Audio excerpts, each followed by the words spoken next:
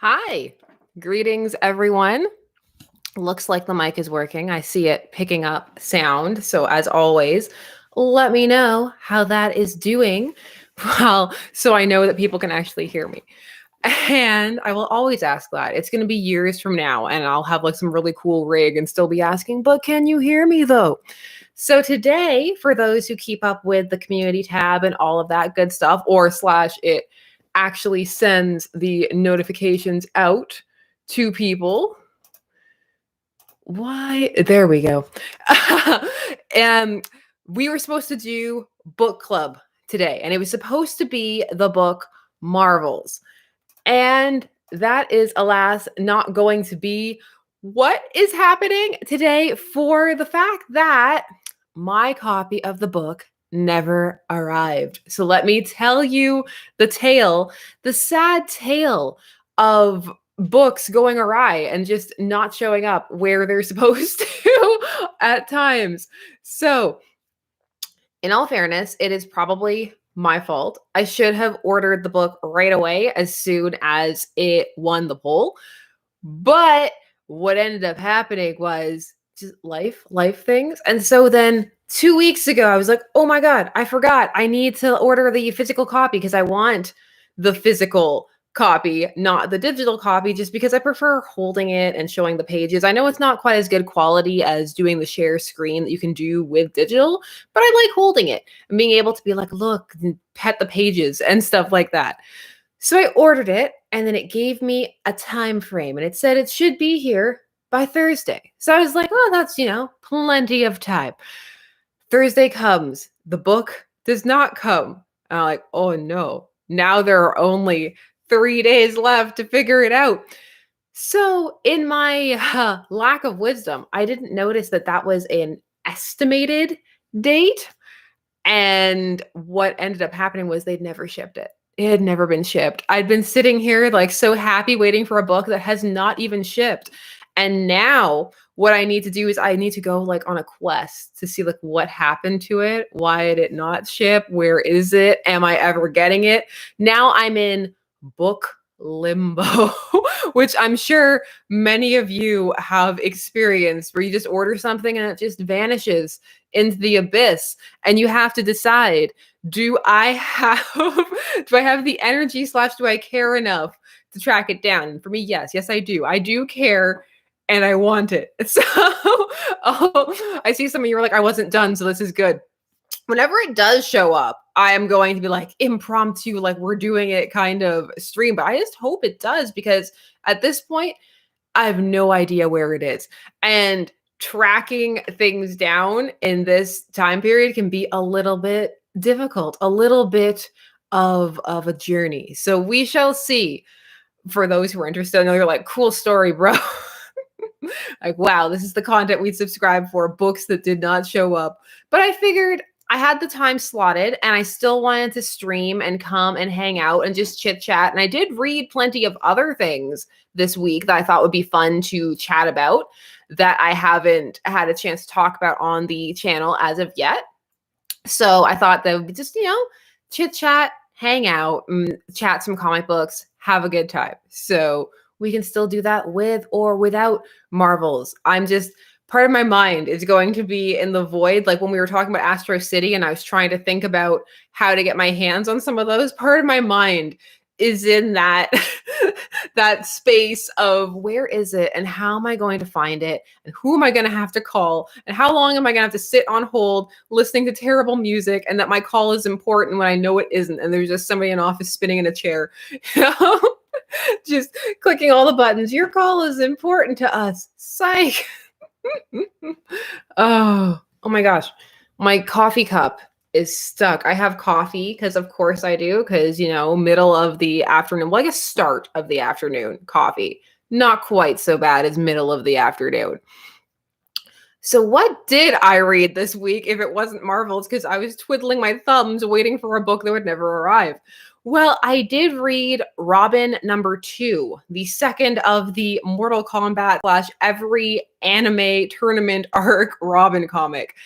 I have to say, it was a lot of fun. That one was a lot of fun. I really enjoy how the art is always trying to be dynamic. Even in conversation scenes, you're always having close ups or changes or something to keep you invested in what's going on. So that's really cool. They're also clearly trying to set up like a little flirtation or hope that you care about this potential little flirtation between Damien and Flatline. Yes, of course, Damien's fine. He was on Lazarus Island. You know that he didn't die. That would be great. Just roll credits. The next issue is like, it's Flatline's comic now. People would riot. Oh my goodness. But that was fun. And also, a key character or someone who's going to play a key role is Ravager or Rose Wilson. So if you're a fan of Rose Wilson and you've missed her, then, you know, that's going to be a fun one to check out. Although I have to say that it is retreading some Damien territory. Damien is one of those characters who can suffer a bit from getting reset sometimes. And when that happens, he goes back to, I'm kind of bratty and I need to learn to have fun. And that's what's happened here. Like the last sentence of this is like, Damien, I found your manga. And what I've learned from your manga is not that you enjoy slice of life dramas. It's that you need to learn how to have fun. So we're going to go through another, like, Damien needs to learn how to be a kid again. But I don't mind because so far this comic is pretty fun. So I'm hoping that it stays that way. I enjoy a good tournament arc, so you know why not. Fred Campbell, oh, you got your mug. Yay, I'm so glad. If for people who have been supporting the merch, thank you so much. And send me pictures of it and with yourself in it. And like I will share them because I'm so excited about it. I'm really excited about it. Oh, Louis says, thank you very much for the super chat. Do you cosplay? And if yes, and if you had an unlimited budget, what character would you do? I do Owlman and Superboy, but with the Man of Steel texture. Ooh, that would be a really cool cosplay. I do not cosplay. The most I've gotten into cosplay is just Halloween costumes and my go-to of Velma and Sadness from Inside Out. So I can do a Velma, I can do a Sadness. The wigs are nearly the same, just different colors. And you just need some sweaters and some pants or skirts, and it's super easy. But I admire like a really, really good cosplay. I always like looking at it, but it's effort. That's a whole other world, another world that I do not have the time for. You know, you have to pick and choose sometimes when you're invested in all of these hobbies, like which one you're going to dedicate your time to, because you can't do all. There's not enough hours in the day to keep up with everything. Speaking of the merch and stuff and where to send it, just send me pictures, like email me, send them to my Instagram. Don't send them to my Twitter because I never check there, like ever. I have it here. I have some of it here. This is my sample copy that I pre-ordered before I sent anything out because I wanted to make sure. And it's so soft and it's so comfy and I'm so happy and it breathes so well. And the lettering came out so good. And the little distressed fading that we designed into it and everything worked out so well. And I'm so excited to keep going because I have more stuff on the way. I do have at the time of this recording will probably be the next one that I drop. So it's fun. It's branching out and it's, you know, it's exciting. It's so soft. You don't know. Like it's so good just to hold on to it and feel it against the face like a weirdo. Puncher Joe 1, thank you very much. You got me back into comics, so thanks. Oh, I'm so glad. I always love when I hear that people have found enjoyment in comics or they found something new that they want to read. That makes me the happiest. Those are the happiest comments that I can get. That reminds me. So new comics that I read, well, they're not new to me. I read Joe Golem Occult Detective this week. All of it because I couldn't stop. I read the comic. I didn't read the book that came before it, but they readapt the book later on in later arcs anyway. So Joe Golem, Occult Detective, is a golem who was brought to life in the 15th century to fight witches. And this is like a whole alternate history thing. And so now he lives in the, where are we, like 1960s, 1970s, yeah, and like the world where he lives is like a drowned portion of it, and he's like a noir detective solving these occult crimes that all have these kind of Lovecraftian themes to them. It's a very like pulp noir kind of tone and vibe to it as well. I liked it. I did like it. I liked the first two volumes better, the ones that were prequels to the book, where it was just him going around and solving these really random things before the whole overarching plot of trying to open, with Lovecraftian stuff, it's always like, we gotta open that portal to like the world that's just beside ours, that's full of horrible stuff, but that we want to see for reasons.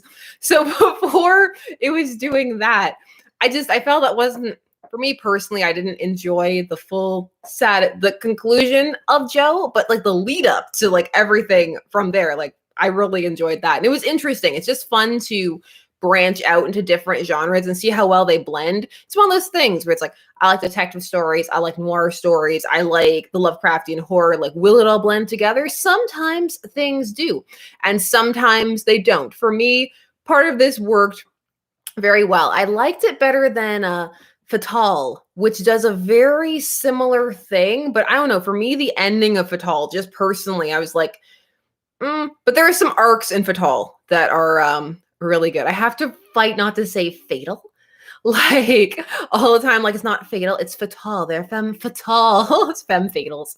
It's a fatal femme. They will kill you. mm. That was the hugest sip of coffee, and it went weird in ASMR there, but just got real excited about Joe Golem. That took up a decent amount of time because there were 4 volumes in total of that. And you can get a hold of them on Comixology, which is where I got them. There was a sale. There's always a sale. I'm always in the sale section. That's the thing. So like, people are asking what's going on currently. I'm like, I don't know. I'm at the sale rack. That's where I am, in the back. Things are on sale. They're 99 cents. That's my entry point.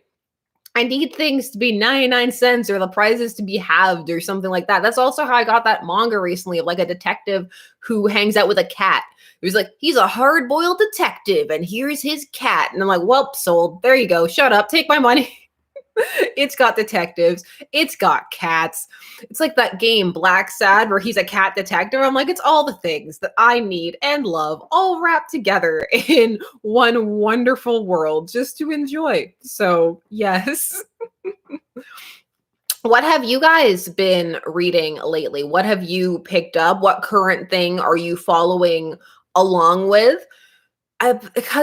Solicits, by the way. For those of you who on the Connor video, the Connor Suicide Squad, who were wondering like which Connor is it and stuff like that, there was a solicit for August where the cover was jeans and a t-shirt Superboy fighting E-Boy / super 90s costume Superboy. So for those of you who put your bets in that we're dealing with the fact that the one Superboy was trapped in like that limbo space when we went from like the New 52 to Rebirth and all of that stuff, or like rather the pre-New 52 to 52, it looks like you might be correct and that we might have a Superboy fight in a world with doesn't this all sound so, I was about to say wonderfully confusing, and I assume that many of you are like, it's not wonderful, I'm confused and I'm tired. Like, I'm so tired of partying. I'm so tired of trying to keep up with everything. But yeah, it looks like that's where that's going. And the solicits continue to be spoiler central, but they did make me want to go back and read the 90s Superboy series, which I remember liking because I've been rereading some of the Young Justice from the 90s.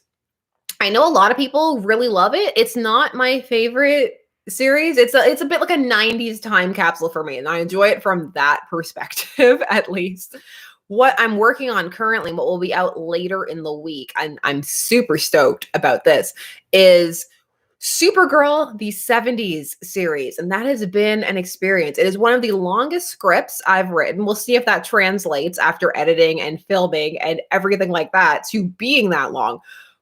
But it was a journey. It was madness. some of the lines I laughed out. I actually was sitting there at some points just with my head in my hands like this, reading. And my husband came in. He's like, "What's wrong?" And I'm like, "It would take too long. It would take too long to even explain." Mechasaurus, thank you very much for the super chat. Batman / Superman. That's what you're reading. I'm mostly pretty done with Batman and his darkness, no parents nonsense, but that book I love. I still haven't read that, but I will read anything Batman, Superman from any era. So at some point, I will end up there. So at some point, I'll end up there. I've seen some of like the art and I find that interesting. Like, what am I? Because I'm already keeping up. Like, you have to pick and choose. Everything's so expensive unless you're in the sale rack. I'm so sorry for how much I'm wobbling everything. I'm just going to edge back slightly. There we go. Then I shouldn't be banging into the table with my chair because I have to keep up with Wonder Girl as well. And Wonder Girl might be one where I actually do the reviews continuously as they come out. I might maybe do that with Robin, potentially. I am not sure. I never know what I'm doing. I mean, right now, I just compiled all the lists of I just compiled all the episodes of the Adventures of Superman where Jimmy gets haunted. Because it's like, that's what the people want. They don't care about current things and the Eternals and Jupiter's legacy and all of that, except they do. And I'm like, Jimmy gets haunted? What about the time that Jimmy was at a haunted lighthouse? That's what the people want. Oh. I had to, well, I didn't have to. I have Jupiter's Legacy, and I'm going to be right out there and open because we're talking and chatting. It's not my favorite. It's not my favorite. I'm like, maybe I'll do a video about how it's not my favorite. I don't know.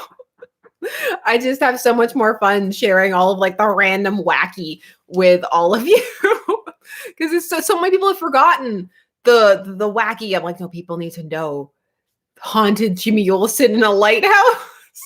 That's what the people need. 2021. I'm gonna run out of coffee. I can already feel it. I can already feel I'm gonna power through all of this coffee and then be like, need more. I'm just catching up while all of you have caught up. What you guys are catching up with you catching up. There we go. I want Jimmy haunted, but I also want Jupiter's Legacy and Jupiter's Circle and Jupiter's Legacy 2, where they put the 2 in like the little corner, like Jupiter's Legacy squared.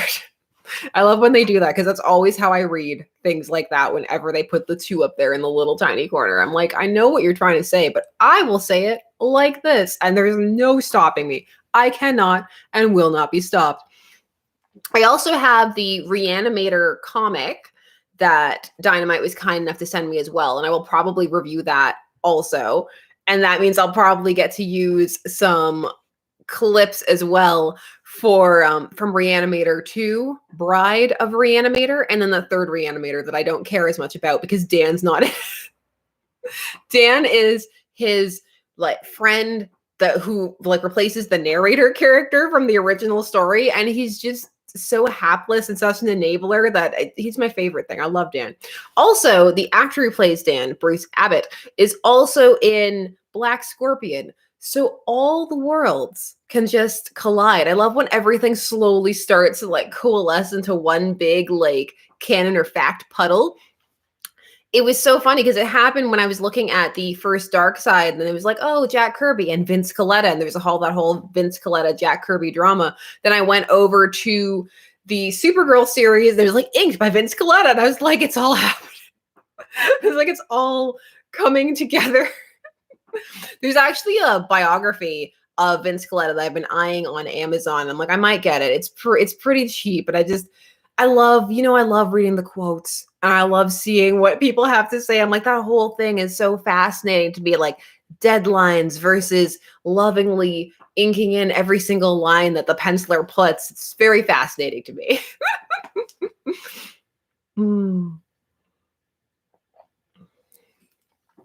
Let's see. And catch up. I like Irredeemable. Yeah, somebody's talking. Eric Wars talking about Irredeemable.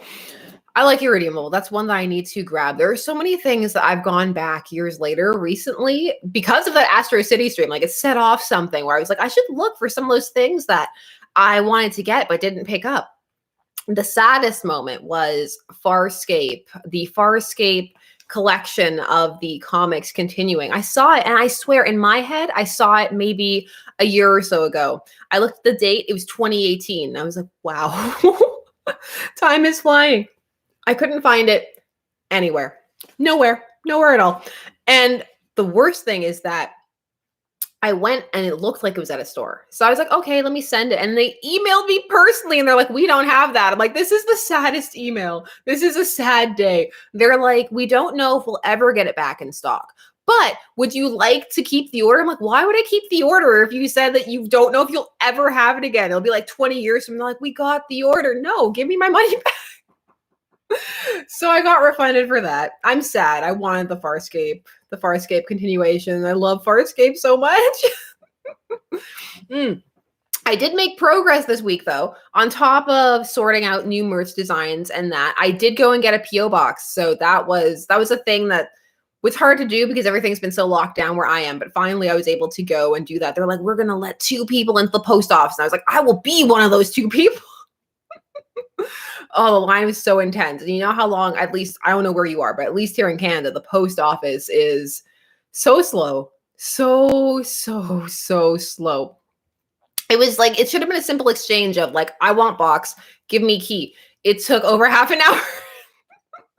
It was crazy. So, but it's done. It's done and all of that stuff. I'll link it later down below. It's in the thing of some of my other videos and I posted it in the community tab because people were asking.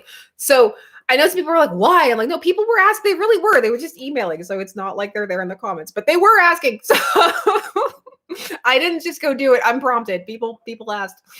Who's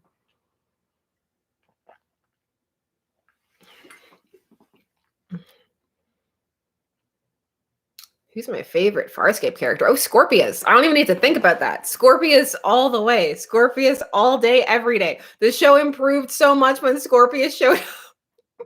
Like, I got nothing against, like, what, Crace or anything, but no. Scorpius for the win. I love his ridiculous costume. I love his backstory and this, like, I love how evil he is. It's so good. And his ridiculous throne room and just the actor just going all the way for it. So good. Yes, I'll take Scorpius over Harvey. I will, although I do appreciate the Harvey reference. Whenever, like, even like when Donnie Darko did its, like, evil Harvey reference, I will accept that. I like references to things like that. I'm looking over because I can hear stuff happening at the window. I had to lock Alvin out again because he would be far too loud. At least this time I didn't have to do any epic ducking maneuvers to make it up to the attic. I always feel so sad tricking a cat, like, here, have some treats, and then running up to the attic.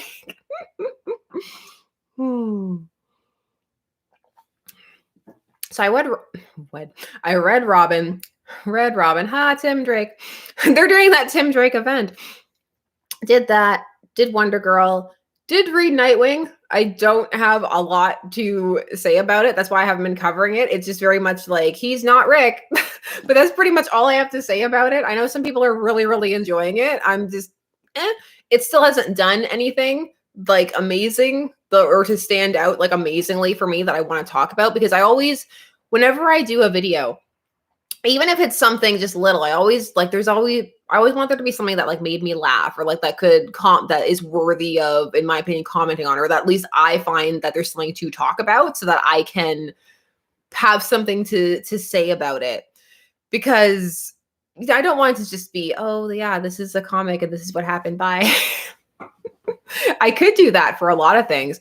It was really easy to do that for that short, which some people, I did a Harley Quinn short and some people were still roasting me. They were saying, no, you still got the aspect ratio wrong. But no, I watched several videos to show that you can do a square. You can get a square in that as long as it's not wider than it is tall, they will count it towards a short. And it was on the short shelf for a brief moment, but then it got taken off, because that's the one thing nobody understands, why things stay on the shelf or get taken off. That's still the mystery. It was okay, but I didn't enjoy it as much as the long form videos. But it's sad because I could have done all of the rest of the Harley Quinn red, white, and black chapters like that, especially the one right after, because the one right after has stuck in my mind forever because there's the most random thing I have ever read. Andrew Augustus, thank you very much. Love your site. You speak on the most interesting and obscure topics. Oh, thank you. I'm just talking about whatever is interesting to me, which right now at this moment, I'm going to tell you about chapter 8. 8? 8. I think it's 8. That's where we left off, right? Of Harley Quinn, red, white, and black. Okay, this can just be described as Harley Quinn rides the subway. She gets on a subway, and there's a bunch of different groups on the subway that are kind of like gangs, but in like the way like of a West Side Story, like don't take it too seriously kind of gang. And she fights her way up the subway. And I swear the entire little mini thing was just so that there could be a joke about that there was a man spreader gang. Because it was one of those things where it felt like that was the punchline and everything else was worked backwards. And then it's like, yeah, she followed these people on the subway. The end. And I was just like, my mind, why? What happened? Sometimes you're just broken for a few minutes after you read something. And that was one of those times I was like, I need to reboot. Give me a minute. Let me just reset. Which was almost after every issue of this Supergirl comic, which I'm trying to think of, like, I'm going through my head right now because there's only 10 issues. I'm like, which one could I give you that is a snippet of just the madness on the inside? But they're also maybe the one where Zatanna and Supergirl are both in love with the same dude who looks like Tom Selleck, who's been taken as a prisoner of war. And so they both decide that they're going to go get this amazing Tom Selleck mustache man. And they get there and they're like, no, he's my man. And then they like fight and there's a giant snowman. And then it turned out he was cheating on both of them anyway. And I don't know. Why? Who wanted this? Oh my God. It'll stay with me forever. For all these brilliant comics that I've read, and they'll be gone, and then I'll remember this. I'll remember this. Oh gosh. Yeah, because he was up in the Himalayas. I don't know why he was there. They were just like, oh, it's a Peace Corps mission. I don't know. By the end of issue 2, I had stopped trying to understand because I understood that it would not make sense. Oh, wait. The one where she turns into Medusa. The Medusa one, but that's just because there's this one panel that I even highlighted it in my review where the Justice League, or 3 members of it, decide that they need to stop her. She's a menace, snakes on the head, turning people into stone. And they're flying over, and it's Hal Jordan, Bruce Wayne, and Hawkman, Carter Hall. And so the 2 of them can fly, but Bruce can't. So Hal's flying him over on a magic carpet. Or like a Green Lantern rendition of a magic carpet. And it was so good.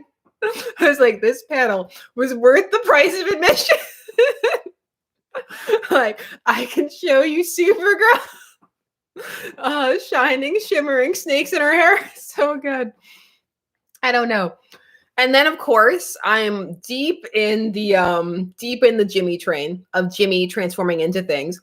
There was actually a Jimmy transforms into stuff collection that you can still get, but it's used and stuff, but it's still around at least. It's not in as high demand because it's kind of niche to Jimmy transforming into things. But I've got both Wolfman. I've read both of the Wolfman ones. That's why I asked that question, is because I was deep in Wolfman Jimmy Olsen. And Wolfman Jimmy has this scene that like they didn't think through where it looks like Jimmy is going out soliciting prostitutes. And I'm like, this is wow. He's like, if I just take, because he drinks this potion and he needs the kiss of a beautiful girl to turn him back into regular, amazing Jimmy. So he can't get anybody. So he's like, if I take out this money and go and pay a girl to kiss me.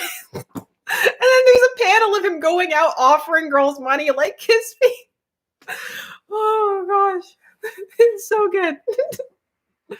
I've had much enjoyment this week, I have to say. I've had fun. It's been a good time at the very least. So even though I did not get this book, I have filled my time with joy. And now I will share all of the joy with all of you. Not all of it will make it into being videos, but that's what happens with a lot of these things. I read them and I'm like, ha, and then I don't have time to do them all, unfortunately, because, there is so many great, awful stories out there that need to be heard, but we don't have time to hear them all. Too many stories, so little time, unfortunately. I love that there are 2 Jimmy issues. I also love that they brought Jimmy back for the dark multiverse. They're like, this is a thing we need to revisit, but evil, because the dark and the things that live in the dark. There are a bunch of Marvel ones too that I've scripted. It's just people are like, you dislike. I'm like, no, I'm just not in a Marvel phase right now. I go in and out of like what I'm reading and stuff. Like, people like to joke there's 3 Sashas, like 3 Jokers, like Indie Sasha, Marvel Sasha, and DC Sasha, and it's kind of true. But because I have there is a story, like, with comics, stories kind of become a bit colloquial and you hear them, they're always talked about in a certain way. There's like this story about Iron Man, Tony Stark, where it's casually discussed of, oh, his armor fell in love with him and kidnapped him. Ha ha ha ha ha. And I read that arc recently because I was like, I want to take me to there. I want to go to there. So I went and I read it, and it's about 5 issues, and it is horrifying. It's so horrifying. And there's so much of Toadie's like descent into his own like self-doubt and his lack of self-worth, and the armor straight up abusing him and driving a wedge between him and his girlfriend, and he can't tell anybody because the armor is stronger than him, and the armor is like trying to get him to drink again, and like all this stuff. Like, this is horrifying. I was like, the people need to know. The people need to know this isn't cute. And you see on all these lists that are like, haha, remember the time when I'm like, now I'll never forget. Poor Tony. We should disband while we have the chance. So poor Tony. I am going to do a we should disband while we have the chance thing, because it's just too funny to not do. There are a lot of rough Tony Stark arcs. He's gone through some stuff. He's seen some things.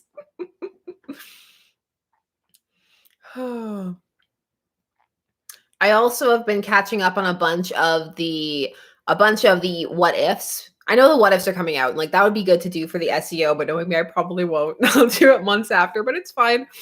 But, reading some of my favorites, like people like Sue marries Namor, so Reed goes mad and tries to destroy the world. Your usual stuff, the usual things that you would expect. And yes, it will be, it'll be all the things. I try to make as many things as I can, all of the things, or at least the options that Teespring offers. Do you know they now also have NFTs? They like put them up there. They're like, we got digital, and that's what they put first, but they also do like e-comics and stuff like that too. But I'm just like, oh boy, here we go.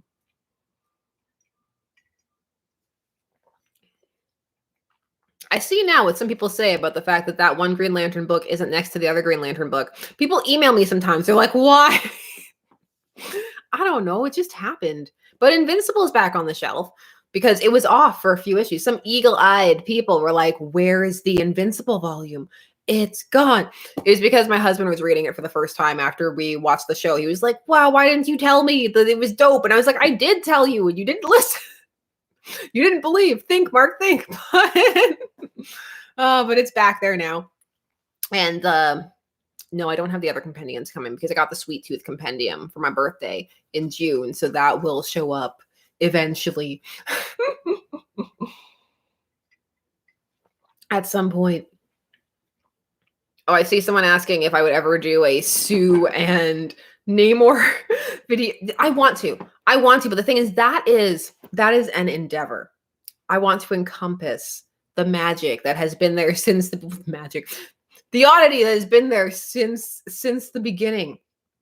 I don't know why that run in 2018 tried to play it up like, nah, fam, that didn't happen. I'm like, yes, it did. Yes, acknowledge it, please. Acknowledge all of the interesting Fantastic Four things. I demand it from my favorite team that I never talk about. Oh, so good. I saw a Think Mark Think shirt the other day and I was very tempted. Actually, somebody combined the meme of Think Mark Think with the whole like Lady D stuff that's been going on from Resident Evil Village, aka Resident Evil 8. It was like Think Ethan Think. I can't sit on you. And I was like, this is great. This is all my worlds colliding in the best of ways. I'm so happy right now. All the memes. And then it like collided with the fashion world where people were like, they stole her design from this 1930s thing. I'm like, all my worlds are colliding now. It's all happening. The universe is about to explode. What comic is behind me that I'm seeing? Oh, it's X Factor. Okay. I didn't recognize it from back there. I'm like, what is off the shelf? It's X Factor. There we go. Ooh. There we go. I'm very close to, okay, next stream. I think I'm going to be brave. And try Streamlabs. That's the goal. Like the goal for this coming month, which I'm going to count as June because May has like 2 days left, is going to be trying to get the Streamlabs thing going. And it's not going to look that different. It's just like the chat's going to be on the side so that you can see it too. I just find that that's appealing for people who are watching, even though this is fine too. But, you know, little incremental steps to always try and be upping the game. My friend's going to message me again and be like, I offered to help. Why didn't you message? And I'll be like, life happened. Things are always happening. Are you reading or going to read Marvel's Heroes Reborn? I read the first issue and then, okay. The money factor like really needs to be addressed because it's a lot. And if you're actually buying these things, you need to budget. Or like I know some people have like deals worked out with the companies or stuff like that, but like you need to budget. It's a lot, and especially if you're just reading them and you're not, going to post on them or trade them or like do anything else, like that's just, that's like $6-7. Like that's a lot. That's a lot. At least to me it is, like you could save that and, get something else or, buy food or, pay a bill or whatever else. So it's a lot. It's a big ask, basically to have constant events and constant tie-ins, constant, like if you like Batman, there's no way that you can like read all the Batman right now. I guess you could if you had like $300 to spare a month and just be like, give me all the Batman, like going into like a casino, give me all your Batman stat, all my money on Batman. There's a lot of Batman happening.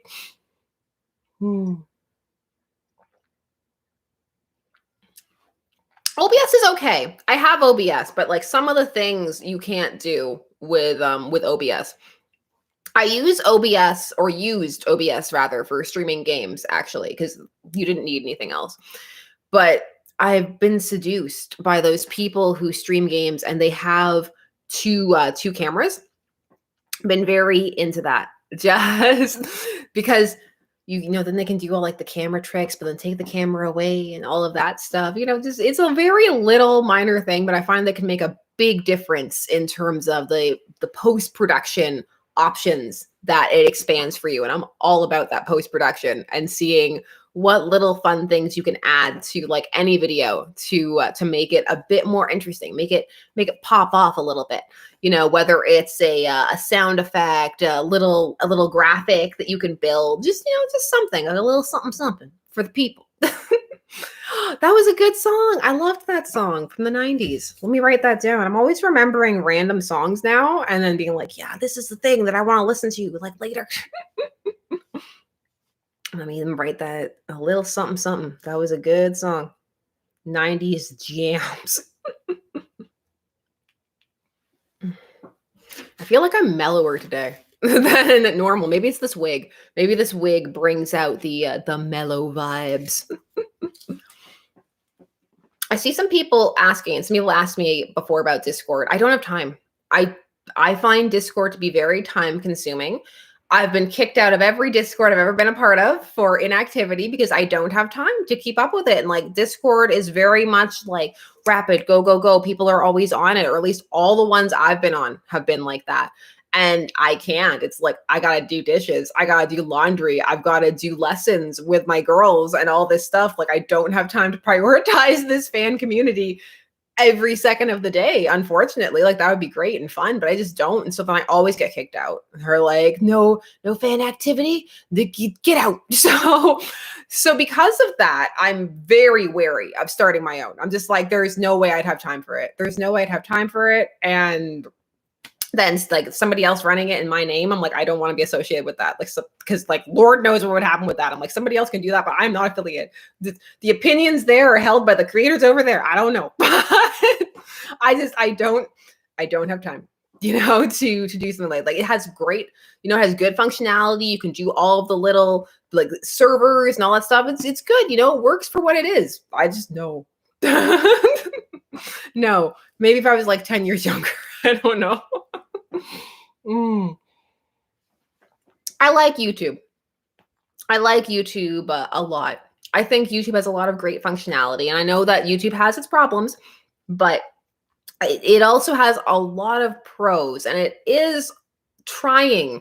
Like, it does try. I know people roast it all the time, but like, it does actually try to improve user experience. At least I've always found that to be the case. And I definitely am not one of those people who has like special treatment or a person to talk to, but I have found that like they do consistently try to be like, hey, you've complained about this feature. Like, what if we'd like, there are so many little things that they've changed recently, like even just in the back end, that have made life so much simpler. Like, here's a really silly thing. Before, if you wanted to change your like the little channel icon that you had to log into your Google account and change it there and then wait the 24 hours. Now you can just do it from the back end. Like, that's a super little thing, but it makes life easier. Like, little incremental changes here and there. Oh.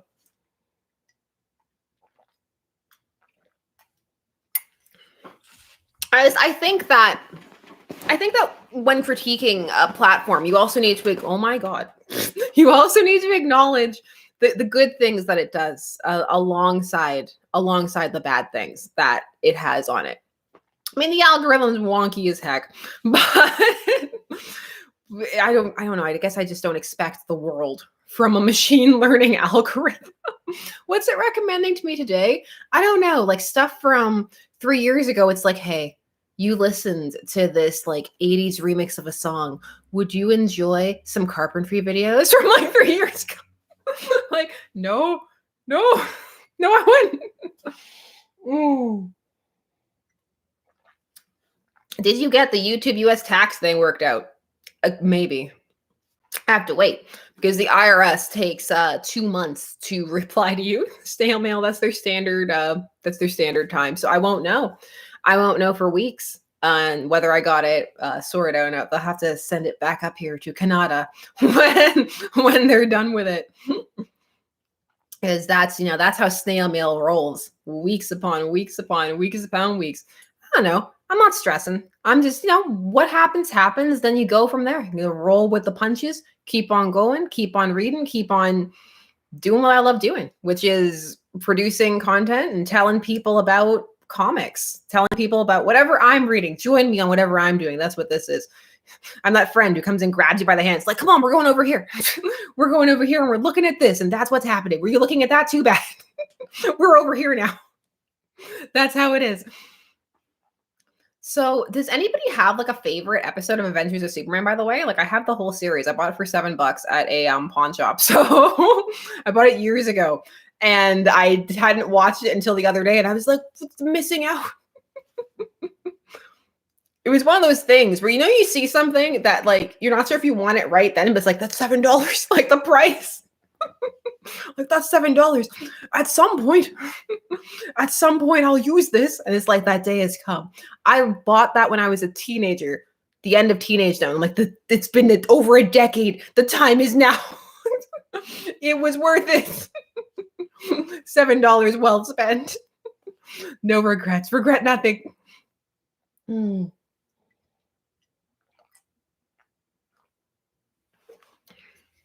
There we go. Let me catch up. Yeah, the George Reeves one. Yeah, that one. It's just it's just fun. I like looking through some of those, or like that Superboy show where they switched main actors after the first season. But I mean, it was that Superboy show. That was an experience. That was maybe we'll just go through all the Jimmys. We'll just like, let's do Jimmy episodes of like every series for the 2 weeks that I care about Jimmy, and then we won't talk about him again for months. That sounds about right. That's on brand for over here. One thing I've got to do before Supergirl is I got to do the nails on brand. Supergirl nails, get that red and blue going on, because I mean, if she's going to be so fancy with her sleeves and hot pants, then, got to match.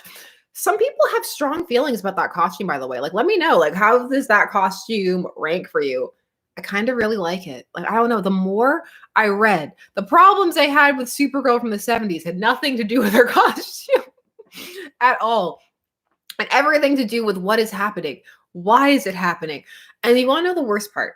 Okay, the worst part, sneak peek, is at the end of that series, they roll it into Superman Family, which is what happened to all of like the side books. Superman's pal Jimmy Olsen, Superman's girlfriend Lois Lane, they all come in to the Superman Family book. So, okay, all of that stuff that happened in her series, all 10 issues, by the second issue of Superman Family, which is 165, that's actually issue 2 because they took the numbering from Superman's pal Jimmy Olsen, they undo everything that happened in that. I was like, wow.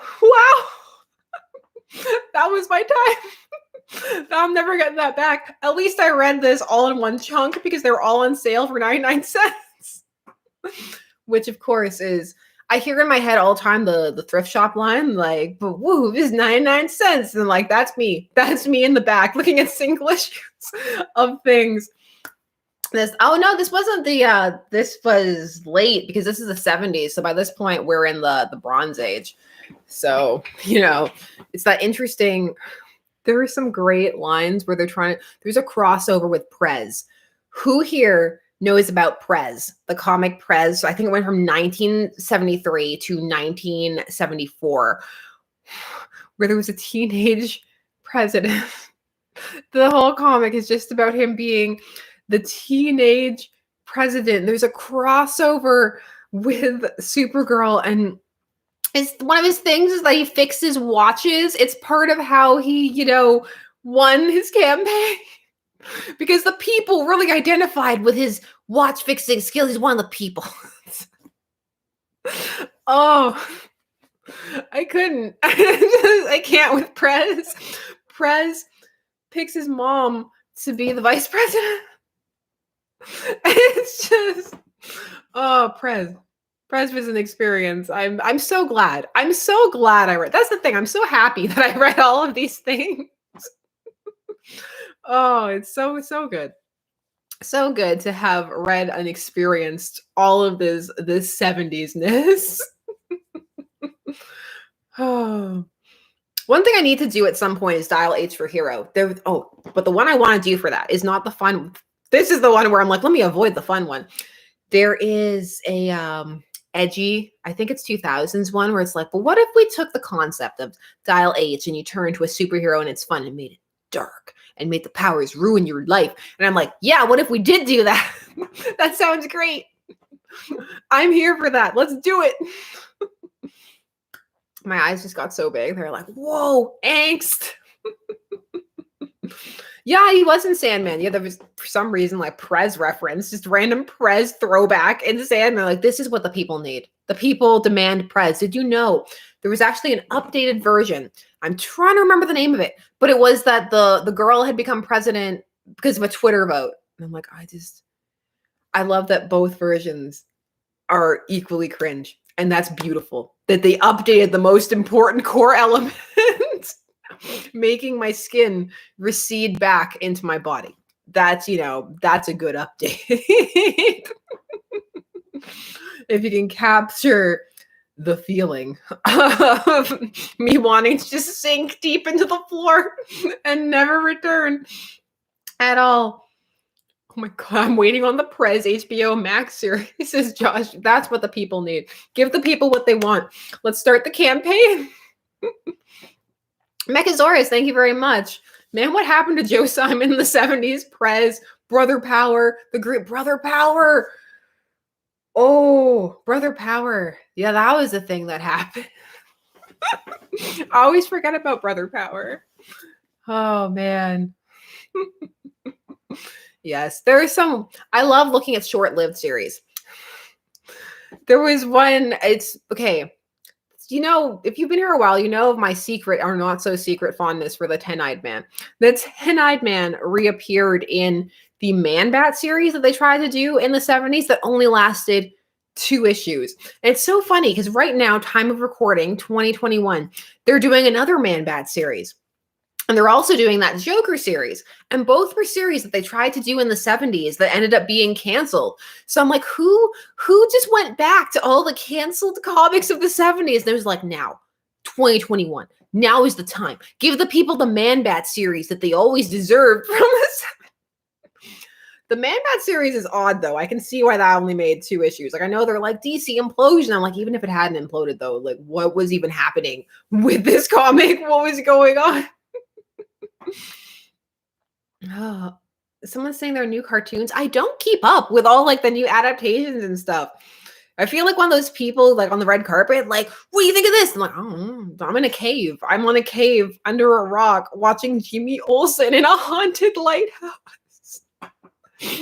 Jimmy Olsen in a haunted lighthouse. Jimmy Olsen in a haunted house. Jimmy Olsen in England. Scotland Yard. What's the other Jimmy one? There's a last Jimmy one where he's haunted. It'll come to me after, unfortunately. Now I'm gonna remember it after and be like, the people need it. Let's see. Yeah, the Man-Bat logo was just Batman's name reversed. I love the idea of someone cutting it out like fake serial killer style, because not that many people have actually done that, where they cut out the things. They say that if you get a thing cut out, that's like almost 95% indication that the person's in the house, because you would recognize their handwriting. Because that's another thing that I pay attention to, all of those murder mysteries and the like. Does anybody know any really good like murder mystery comics that they're really into or really enjoyed? Because I also enjoy different genres and telling you about the things. So if you have any that you think were really good, please let me know. And don't shy away from anything. I will read pretty much anything. In fact, I stumbled upon an indie comic the other day that I read several issues of, and it's so bizarre because I want to talk about it, but it's in this weird kind of like edgelord category where it clearly thinks that it's being so edgy and mature, and it's not. And I'm just like, I don't know. I don't know how to talk about this without seeming pervy, because it's so pervy. And I'm like, maybe best to shy away from it then. Like, maybe just leave it alone. Leave it in its pervy corner, you know? So I'll tell you what it is. It's a comic about a retired superhero. He's, trying to start like his new life and get away from feeling like he has to solve all the city's problems and everything like that. And he's trying to reconnect with the other people in his life. This villainess who now runs this sex club downtown and all this stuff. And the series is just called Sex. Like, that's all it's called. And this is why I rate my videos not for kids, by the way. If you have kids in the room, get them out, cover their ears, get them out now. Do my dad's method, just cover the ears, because we're gonna talk about it for a few minutes. And so every issue has like these graphic sex scenes in it, because the book's called Sex. So it's like, I guess it's gotta live up to its name. And every like issue ends with like a terrible pun. Like, you know, like next issue, sex goes deep, sex goes hard, or like sex goes home, or like, you know, like whatever. And the worst part of it is, though, that the other stuff is kind of interesting. Like all of like the background stuff of like what's happening with the mobsters in the city, and like the people trying to seize power or take control, and the different the gang minutia, or like what's going on with the villainess, and how like she like destroyed her eyesight because she wore these intense goggles for all the theft she did, and like she's really regretting all the decisions that she made there, and she didn't think they'd impact her, and now she's older and they have, and them trying to see if they have anything to do with a relationship outside of their superhero personas, and all of that. And so that stuff was really interesting. And then it would just keep getting interrupted by, but this is called this, so we need to have hardcore banging action. And I'm like, I'm not opposed to that. Like, you know, like if that's like your thing and that's what the comic is doing, but it got to the point where it just felt like, oh, it's time. Like we gotta put that in there because that's what the comic's called. And if we don't put it in, like people, I don't know. And then I also, they have letters columns in the back, which I always appreciate, because then I can read all letters columns and what like the author has to say. And like there were vibes of like, this is like, we're pushing the edge of the envelope. And I'm like, but are we though? I don't know. It felt very much like a little, you know, juvenile, like, tee-hee, look at us, we're putting this in a comic book. And I'm like, I mean, have you read European comics? Because they've been doing that for a while. E. Capone, thank you very much. Ola Sasha from Los Angeles. Well, greetings back from Ontario, Canada. Where nothing very exciting is going on. That's because I had so much coffee, and now it's like, you know, this is congealing. So wow, wonderful. What a wonderful word, congeal. I think that's up there with like a word that should cause as much, you know, like as moist. Even though moist doesn't bother me at all. Like moist all day, every day. I think I take moist over congeal. Congeal is very like visceral. You can feel it curdling just as you say it. Ikapon, thank you again. T says hello. She loves your hair. Oh, thank you very much. This is one of my favorite units. I haven't worn it in a while, and then today I was like, oh, I think I need to bust out some of the ginger locks again. Today feels like a ginger kind of a day. There are a couple of new units that have come out that I've got my eye on. I love the what's it called? The money bands. It's like, oh, it has a name, but where you just have like the two different colors at the front, and the back is there. Like there was a Nicki Minaj had one where it was lime green, and then the money like pieces. Yeah, money piece. That's it. The money pieces were blue, and I was like, I love that. Like someone like something like that, and I will be all over it. I love the out there, you know, weird hair and not destroying my own hair in the process of getting it. That's also very good. Protective hairstyles going on underneath, craziness going on over top. So yes. People always ask me how many wigs I have. I should do that for a behind the scenes video. Just actually count them. I'm kind of afraid to count them and see how many there are. But you know what?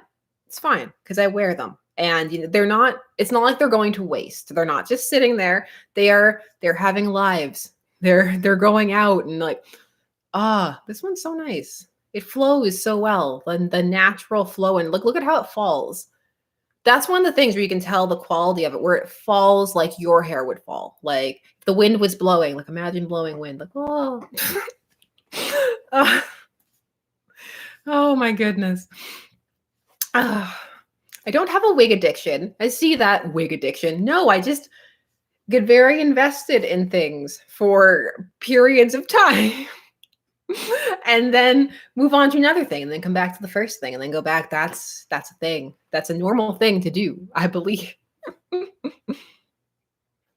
Oh, I see Green Lantern flitted just by in my side eye of the what people are reading. I am reading Green Lantern. I'll always read Green Lantern. So I'm enjoying it. I'm definitely enjoying it more than the last run for sure. The Grant Morrison stuff I really didn't enjoy it that much.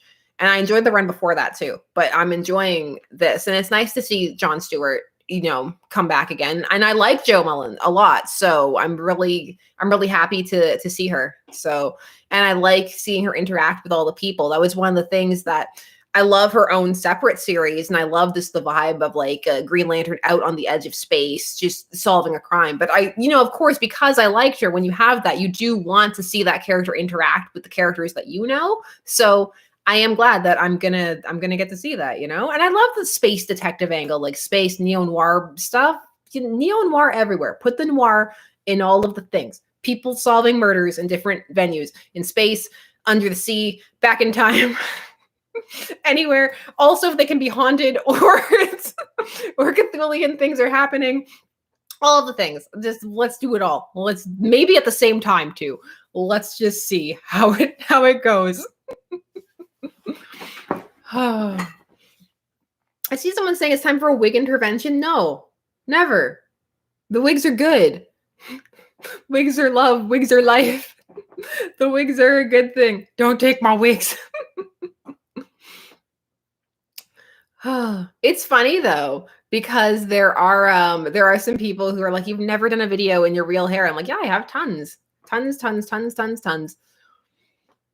It's just, it's fun to do this. Like, people love to like, psychoanalyze and like add things and like on top, and people feel like it's the deep-seated self-hatred.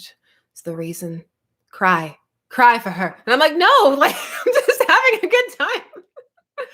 I do like the darkness. The dark. I like how dark people's like fan theories and headcanons get. They're like all those really dark Rugrats theories. Are like, what if the Rugrats were all dead? And it's like, why? Why did you go there? Like, why is that where I'll read it. Please tell me more. But also, why? I will read all of tell me all of your headcanons.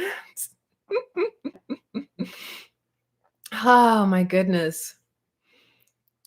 Oh, I made the mistake of accidentally checking my Twitter notifications the other day. Speaking of, because of the DC round robin thing that I keep forgetting about, there is a comic with the samples of the two. Guess which ones are the two runners up? If you guessed Robins and Suicide Squad, then you know what the vast majority of people gravitate towards. And it's not surprising at all. It's like when you have a vote with that many people, the average stuff is going to be what comes out, because it's like I'm part of a nail polish group. And people love like the weird, the wacky, the fugly as they call them, like the ugly colors and like stuff like that. But when it comes, if you put it into a giant pool of people, like there's like 10,000 of us now, what's gonna win is like the basic colors that people normally like wear, like the reds and like that kind of stuff. So it's hardly that surprising at all. I'm a little surprised by the Suicide Squad one. I guess the suicide hype is more real than, I thought. I guess people really want the squad. They really want to get on that Suicide Squad. I guess we'll see in August and see how that happens and how that goes, and get on my peacemaker stuff going on and finally do that vigilante video. Which is just sitting there, and like I got distracted by Jimmy, and I'm like, sorry, Adrian, not today. Not today. There's other stuff going on. Jimmy.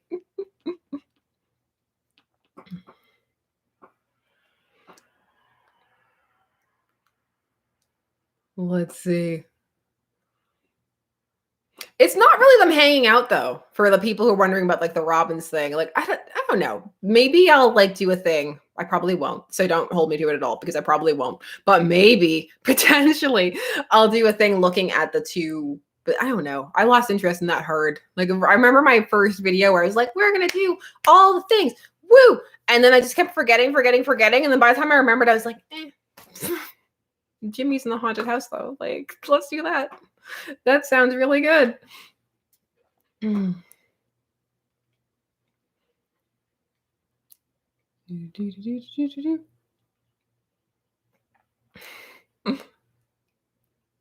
Let me just, sorry, that's the silence of me like catching up. I'm like, oh, wow. Someone all caps, you're on Twitter. No, I'm not on Twitter. Like, I have a Twitter account, but I don't think I've posted in over a year. I had to make a new password. I forgot everything.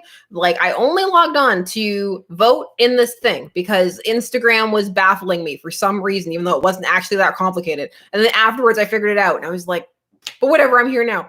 So the last time I logged on, I had like 35 notifications. And I was like, well, don't do it. I was like, don't do it. Don't do it. Don't click on it. And then, I was like, oh, 35. Went over there.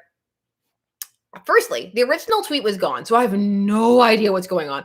I was tagged into something. I don't know what it was or why, but of course it had devolved into some argument. And I don't know, but Kurt Busiek was there and he was asked to be tagged. It sounds like I'm describing like a fever dream, like, and you were there and you were there and you were there. But that's what it was like. It was all these people and they're like, can you tag me out of this, please? And I was like, I don't know what's happening. Let me just log out again. It's like, why did I click over here? Why did I do this to myself? I'm going to go back to watching these episodes and replying to my own comments. Because people...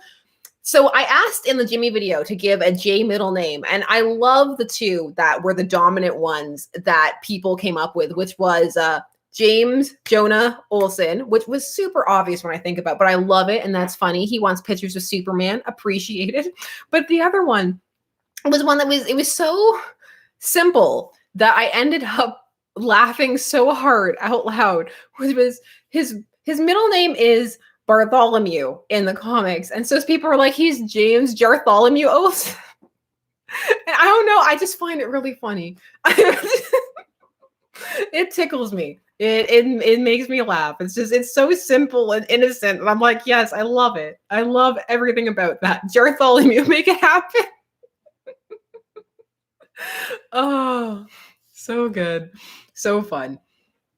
There have been some really fun. I'm thinking of doing one of those reply things I asked also in one of the earlier videos for the biography names of Superman's biography, and there are some amazing ones. Absolutely amazing. It would just be a video of me reading the names of them. I feel a bit like in that Batman animated series episode where they gas the audience with Joker gas and then Harley's just there reading the phone book. I mean, I feel like that's the level it would be on, but some of these were really, really funny. And I feel like people need to know about them because they were pretty great. And it was a lot of, I love when people come up with something like really punny. Like there was effort into some of these. And I'm like, the people need to know about how much people thought about some of these biography titles. And there was one that made me laugh. What was it? Oh, it was, He Got Me This Watch Once by James Bartholomew Olsen. And I was like, that's just so accurate that I love it. Mr. Another, thank you very much for the super chat. I want to see a rematch of Hal Jordan versus Soap. I do too. Who wins? The Soap still? Still definitely the Soap.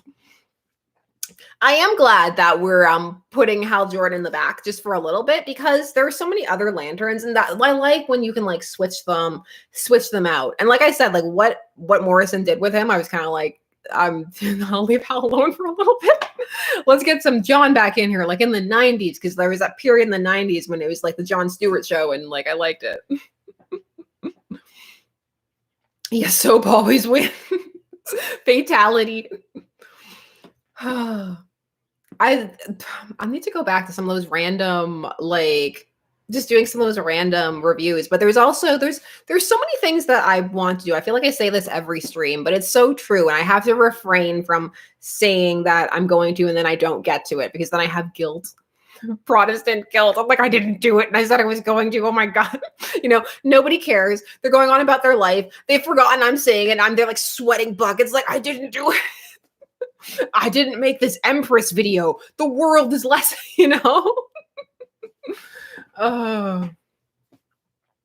Where would you rank the human Green Lanterns? It varies. It varies. I'd say that there's a plot that I've enjoyed from all of them. I'm not just saying that like participation trophies for everybody. But no, there is genuinely something that I have I have enjoyed from all of them. I recently went down this Alan Scott. I always had the Scott so hard. Alan Scott. Alan Scott like memory hole of like charting his relationships, because he has these really interesting relationships with these villainesses and like who he has his children with and the like. And I just found that fascinating because a lot of that's been forgotten because it happened so long ago. So I'm like, it might be interesting at some point to maybe hopefully have time to do a retrospective on that, because a lot of character work happened back in the golden age that ends up being kind of forgotten because it's been so long. I'm like, but just because it was long ago doesn't mean it's not relevant or interesting or, you know, worthy of being talked about, you know? The new hotness isn't the only hotness. Mechasaurus, thank you very much. I think DC has really improved lately. I had stopped reading them completely, but I've subscribed to several series and the rest at least sound cool. Well, that's nice to hear. What have you been reading? Tell me, what are you enjoying? Kier Alexander, thank you very much for the super chat. Hi, from Wilmington, Delaware. I too also like that many wigs. I think it's your skin tone that makes it all work. What about Power Pack and Checkmate? Oh, Checkmate was there's a Checkmate comic coming out now, and I know there was 80s Checkmate, which had the Peacemaker. I always want to say Peacekeeper. I feel like it's the Canadian in me that wants to say Peacekeeper, but Peacemaker. The Peacemaker stuff. I always love when people ask where I get the wigs too. And I want to support them because I know that they've had it, like, not Spawn, but I know they've had a hard time because of, you know, COVID, and they had to like change their production. They had to stop doing refunds and a whole bunch of stuff. I know not everybody liked that, but it was necessary for them to stay open. But they've recently, like, they had to cut some of the brands, like not all the brands they like had made it through all of the shutdowns. So I just want to give a shout out to Divatress. They have great stuff. They have so many different styles. They have so many different hair textures. They have the really great like sheer lace front. They have amazing stuff. So, you know, just they also always have great, you know, great sales and the like, and they have good customer service. I've had, you know, some things have been out of stock or things have happened. They've always been great about emailing, replying. They do it within a couple of hours. Just shout out to them. So if you are one of those people who has been messaging me like, where are the wigs? I want to get the wigs. Where are the wigs at? That's where the wigs are at, Divatress, and they're really good. So, you know, just give them some love if that's something that you are into. Adrian Barrera, thank you very much. A Boy Scout in Tights, the biography of Superman. I love it. I want all of these to be real. I probably won't though, because it would take too much time, but I kind of want to make a template of like a book cover and just have the different book covers, you know, come up for all of these titles with like an appropriate corresponding image of the type of Superman who would be saying it on the cover. There is another great one. Oh, and we'll make it into the video if I do it. The Man of Steel, but not the Man for Lois. Superman biography. It was so good. Oh man. It is so good. I really appreciate. Did you know also that there is an Adventures of Superman episode where she needs to marry Superman as a cover? I'm like, well, the people want Lois and they will have her. Oh, such a good time. Oh, can't move. No, I know the template would be pretty easy. It's the time. It's the time factor. It's always the time factor, you know? How long do things take? How much can one dedicate to you know, all of the things one wants to do? It's a balancing act. I just realized Vampirella is like entirely almost cut out of the back there. Oh, Vampirella. I think they're doing a sequel to that also, which I'm here for. I had lines about that in the video, but then I was like, I wasn't entirely 100% sure. So I was like, let me not just, but I know there is a Kickstarter right now for the Re-Animator sequel. And if you go, you get a sweet pen. So they have all these things, you know, they're like signed prints, awesome, like variant covers and stuff. And I'm like, wow, this pen, look at this pen. Wow, this pen's great. The Supergirl of a cat. Yes, Streaky the cat. I mean, when Streaky the cat was a thing, back when we were doing Super Pets, you know, stuff, and then they kind of phased out the pets. They're like, the pets ain't it. Now we need Supergirl and Zatanna fighting a giant snowman. That's what the kids want. That's what. It just feels like he didn't want to write it. It just feels like he didn't want to be writing some kind of teenage girl drama like the Supergirl 70 series. That's just the vibe. That's the vibe I get. I don't know. I could be wrong. It could have been his dream. I have no idea. I wasn't there. I'm not in the man's head.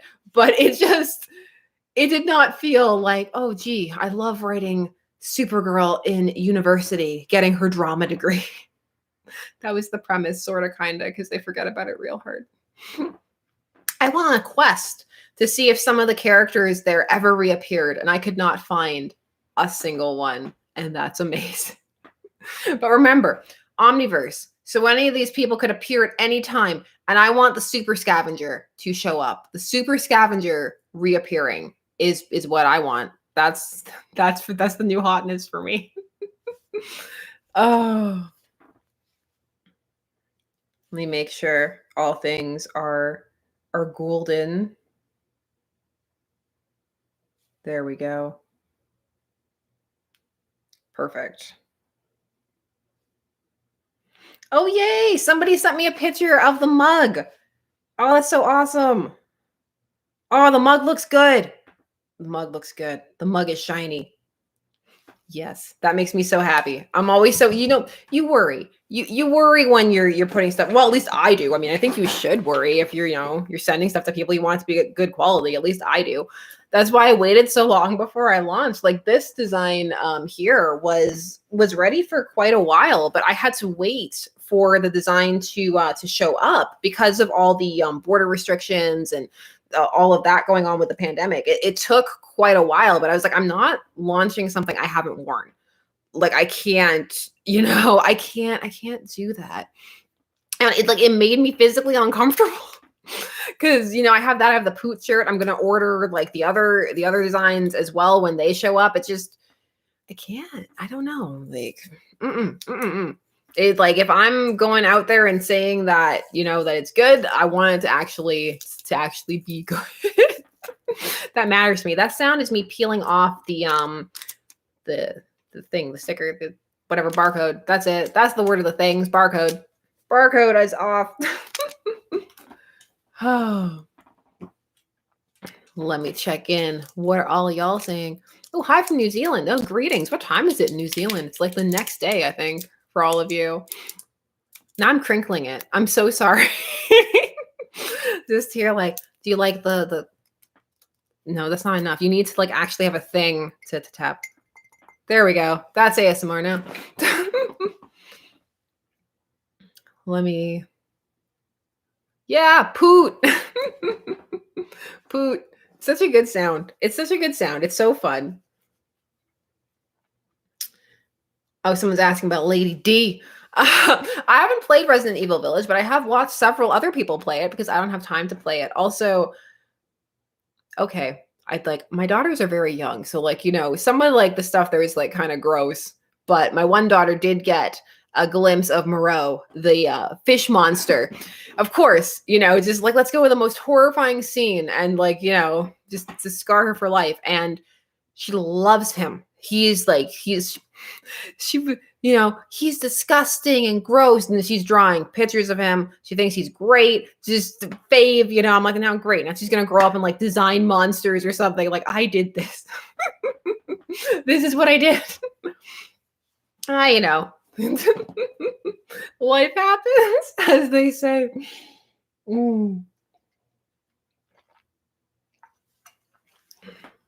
Let me catch up. Yes, Alan Scott's children are back, and I'm so thrilled. Actually, they're running the Infinite Frontier lead-ups. They're each doing like an issue of the characters who have come back to life. We're gonna play big roles. So we had a Roy Harper one, we had a Jade one. But the thing is that the Roy Harper one actually mentioned like Leanne dying. So now there's this whole thing about like, is that really Leanne? Is that not Leanne? Like, why would they show like the body and like what's going on with the Omniverse? Like, how does all of this make sense? And I don't know. I don't feel like they would have named her Leanne Harper and done all of that for her not to be the actual Leanne. I mean, if they did, I can't follow the logic of it at the very least. So at least I don't know. Like I saw some people who don't think that she is Leanne, that Leanne is dead. So what do you all think? Like, do you think, because like they named her specifically, they're like Leanne Shoes Harper. So I can't see why one would do that and then it not be true. So I don't know. But please share your thoughts or headcanons. Like sometimes the headcanons that come out down there are like amazing and make a lot of sense. So I love hearing stuff like that. The Jade issue was pretty good. Like, let me catch up. And I saw that Power Girl's coming back, I'm a big, do you know now, oh God, that if you look up Power Girl, two of my videos come up like the thumbnails. I'm like, we're in the end game now.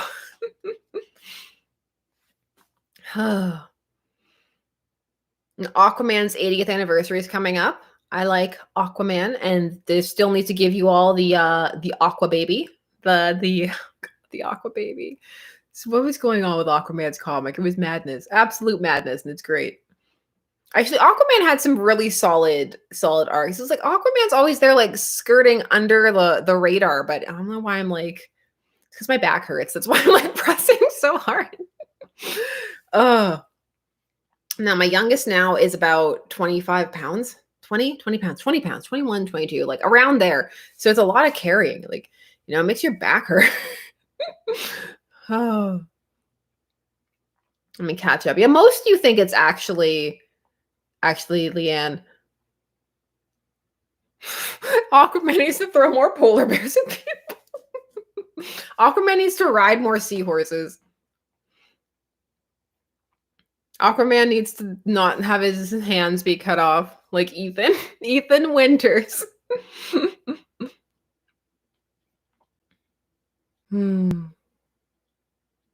It's always nice seeing all the different things. I love when I see that you guys are replying to each other and like answering the questions. That's always good. That is a good thing. Oh my gosh, what is happening out there?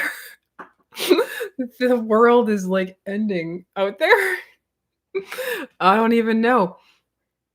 Oh, someone asked what's in the box earlier, and I only just like clued in. Oh, it's textbooks. You can see it's upside down. It says textbooks over there. I'm pointing at the screen as if you can see what I'm pointing at, but I'm pointing at the open box, and the open box is textbooks, because I don't know about any of you, but I can't throw out my textbooks.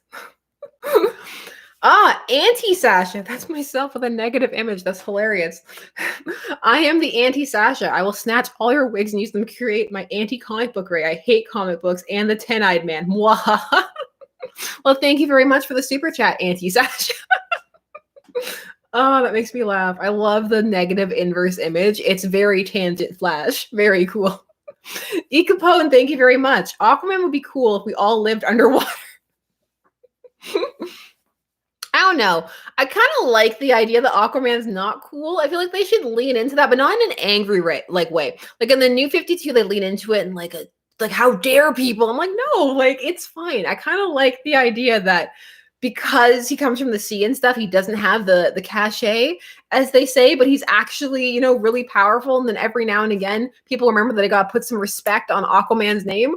I feel like that would be a fun angle to explore. Wouldn't they really be the reverse Sasha? I don't know. I think anti works because they've done the inverse solarized image. I don't know. Reverse anything. Like the reverse Flash is scary. I don't know if we need scary things. Not right now at the moment. Let me just check out. Yes.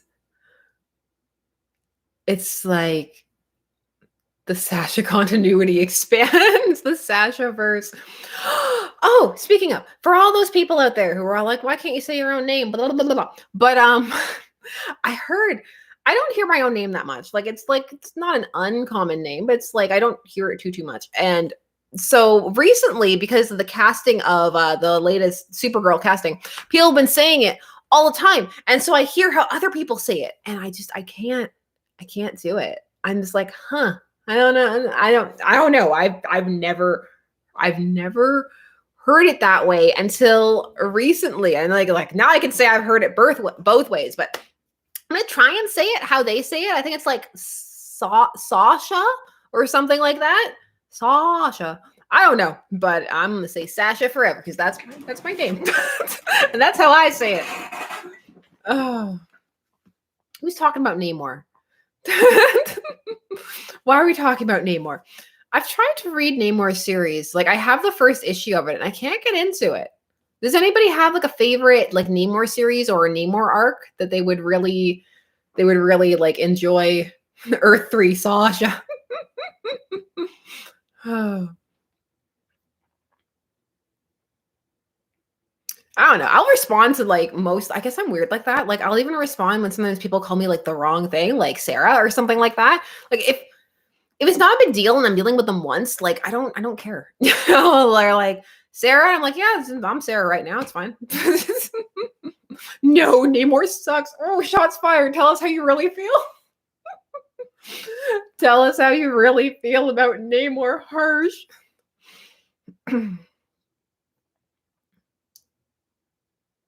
Sushi from Casualty Comics. I'm thinking at some point of updating my my channel profile photo, but I'm not sure like what it would be to. But at some point, you know, it's way on the back burner of things to do. I mean, there's Jimmy to talk about. I love like how like random that obsession like began. And then I got into all the lore of the show and like all of that stuff. And that the behind the scenes of that is interesting. But there are tons of people who have like talked about that. Like go look that up if you're interested. So because there's so many things.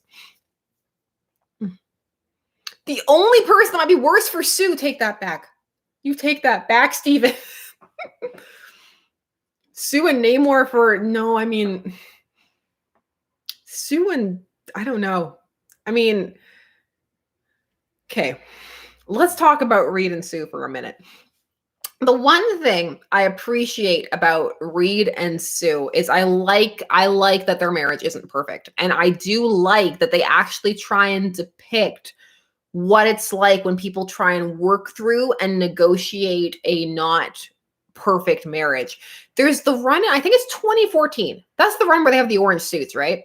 And they switch the colors and oh my god, the end of that arc is so dumb. But it turns out that all the things that were happening was because this guy had a crush on Sue in university, but she picked Reed. So he decided to get her kids taken away from her because then she'll love him. That's, you know, that's how that works. But there's this really good scene in it where after their kids are taken away and they're there and they're in the building by themselves and they're talking and he's like, you know, we just need to like keep soldiering on, like keep trying, and like that's all we can do. And she turns to him and she's basically along the lines of, I'm paraphrasing, but like, what do you care? You were never there anyway. And he just stops and he goes, don't be cruel. And they have this moment where they just look at each other and then she goes up and hugs him. And it was just this really real moment that I really appreciate because it's like you got all the underlying context of like they know how to hurt each other. Like they could have taken that and escalated that. It's like a horrible argument, but they didn't because they care about each other at the same time, even though it's not perfect. They both know each other's flaws and they're trying to find a way to negotiate and work with them. And you know, that was a really good scene. Like it might not have been the best series, but it was a really good scene. And I really like when people do really human stuff with the Fantastic Four, and those moments crop up more often than not. And I appreciate them. So I don't need Reed and Sue to have some idealistic marriage. And like, it's like, yeah, I joke like, oh, she should leave and stuff. But I do like that they depict what it's like trying to work through that. And it shows too that you can write interesting marriages because that's something that some people don't believe, that like, and they don't have to be bad, like they can be good too, but it shows that there can be conflict, and there is conflict, and the conflict can be interesting without tearing apart. So, you know, and like of course you also want the stories where like things crumble and stuff, but it's just like there can be so many different types of stories. I don't know, that moment always stuck with me, and it's why I have that run, because I know that sounds so odd, like that little moment. There's also other good moments in the trial because Reed be going on trial all the time, but there are some really good moments in the trial as well, where Reed has to just listen to like this list of things that he's done, the weapons that he's kept, the way it's perceived by other people. And just like there's this great panel of just the sadness on his face where like he knows that people just don't understand him. And it's just, I don't know, it's there's some, and also there's a good Namor scene in it too, where Franklin is explaining to some of the other children how Namor's always looked at his mom like that. That's just a thing. Zach Wise, thank you very much. Hey, Zach. Thank you again for showing the painting I did. Please check out the book I wrote if you get the time. I will. I hope I will. It's like I emailed you. I have no idea when I'll have time to crack open like a book, a novel in a while. Hopefully soon, but I will when I get the chance. And thank you again. Actually, it's over there, the painting. It's off panel. It's hung up in a little nook where it won't have direct sunlight upon it because that's bad for paintings because it fades them. So thank you very much. I really appreciate it. It was really sweet. It makes me smile every time that I look at it. So yeah, the Fantastic Four does turn 60. Then they've got they're doing the life of the Fantastic Four right now, like they did the Superman one with Chip Zdarsky, where they compress everything into one timeline. They're doing that with the Fantastic Four. I haven't read it, so I don't know how that is, but I mean, I probably will because I like the Fantastic Four so much. It's like, I said this before in a past stream, but I'll say it again. I like Reed as a character a lot. I don't like how stories make excuses for Reed and act like there's nothing wrong with him. That's, like he's perfect. And I'm like, no, he's not.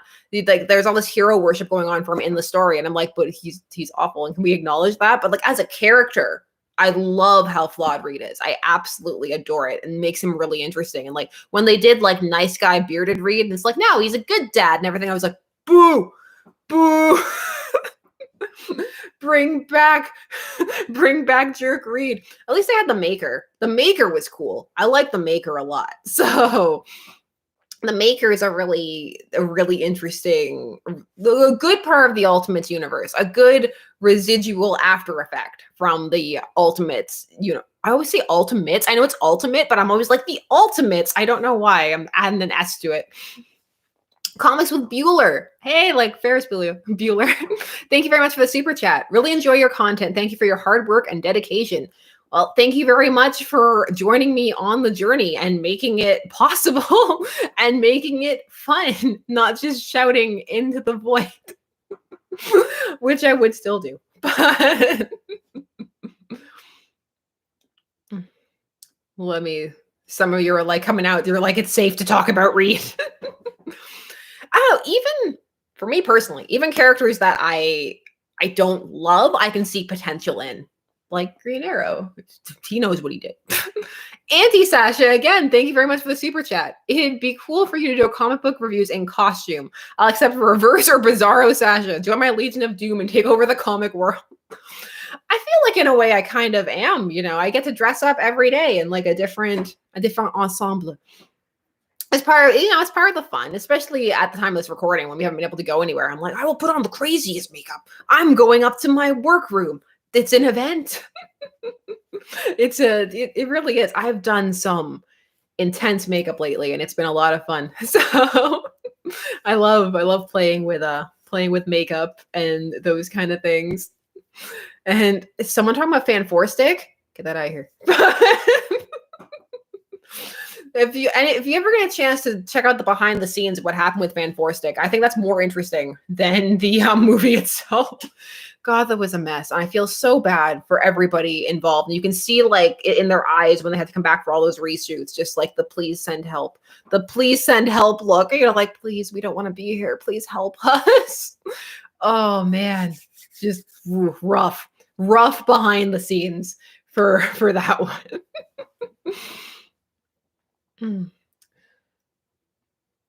I see there's some Green Arrow people who are like, why would you say that? What did Green Arrow do to you? All he knows what he did.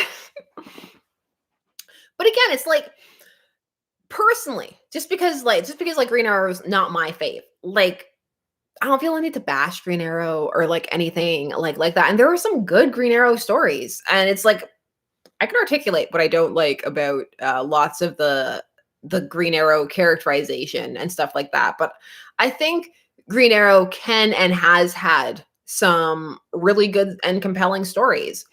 You know what's not one of them? The onomatopoeia introduction, which was Kevin Smith's run. Yeah, that was Kevin Smith's run. I was after Future State, and onomatopoeia showed up, and I wanted a reminder of the origin of onomatopoeia, because the last time I'd seen him before that was in Cacophony. Yeah, where he teamed up with Batman and he ended up killing Silver St. Cloud in that comic, like, that never finished and all of that. So I was like, oh yeah, let me remember like when he first arrived. And then, oh my gosh, that entire like couple of issues where there's this horrible joke that it's gone, thankfully. Like my mind like bleached itself. It was like, no, you don't want to remember this, blah, blah, blah, and like it took it out. Where like we're like all these like he's cover your ears, cover the kids' ears. No kids, take them out. He's going down on Dinah, and like she makes like this horrible like into the forest like Robin Hood joke, and just like my brain. Why? Just why?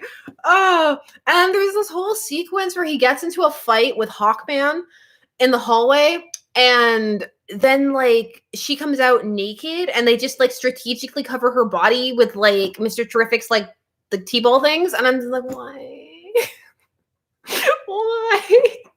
And like all of this is like juxtaposed with onomatopoeia, who's going around on this serial killing like spree, and it culminates with Connor gets shot, and like they have to do the operation in the operating room. Onomatopoeias there. Just that arc was madness. That was madness. That was maybe I should talk about that. Maybe I should give you onomatopoeia and the arc that saw Dinah and Ollie get back together after a period of not having been together, and just woof. Adrian Barrera, thank you very much. I haven't read new comics since Batman Inc. and Spider-Man Brand New Day. Do you have any suggestions for getting back into modern comics? My suggestion would be to go with a character that you are interested in, and then pick an arc that seems fun to you, because everybody's going to have their own opinions about like what's the best place to start, or like, oh, this is good or this is bad. And one of the experiences that I did not enjoy when I was first getting into comics was being told that something was like amazing or like terrible, and then feeling awkward if I felt differently about it, which was different than like researching something and saying like, oh, this is acclaimed or like this is good or whatever. But like, for example, like the New 52, so many people hate all of it, like just cut it out. But there's some really good stuff in there. So it's one of those things where I would just go by character or what seems interesting to you.